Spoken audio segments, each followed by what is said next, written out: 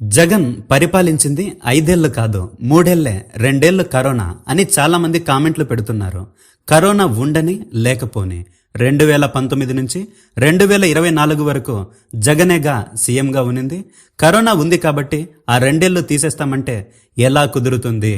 చంద్రబాబు అయితే ఇలా మాట్లాడతాడు, కానీ జగన్ ఇలా మాట్లాడాడు.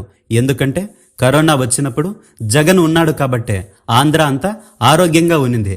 లేదా ఇంకెవడైనా ఉనింటే ఆంధ్ర వల్లకాడైపోయేది. చూస్తున్నారుగా రాష్ట్రం ఇప్పుడు ఎలా అయిపోయిందో. ఆరోగ్యశ్రీని తీసి పడేశారు, మెడికల్ కాలేజీలను అమ్మి పడేశారు.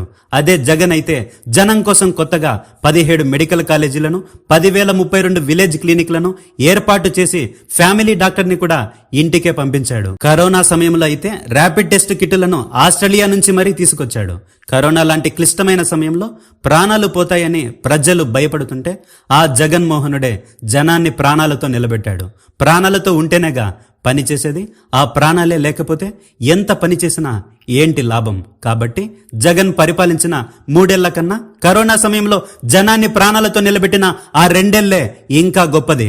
అధికారంలోకి వచ్చిన మొదటి సంవత్సరంలోనే 2,64,000 మంది వాలంటీర్లను, 1,32,000 మంది సచివాలయ ఉద్యోగస్తులను నియమించి 90% పైగా మేనిఫెస్టోలో ఇచ్చిన హామీలను నెరవేర్చాడు. కాబట్టి జగన్ పరిపాలించింది 3 ఏళ్లు కాదు 5 ఏళ్లు పరిపాలించాడు. చాలా అద్భుతంగా పరిపాలించాడు.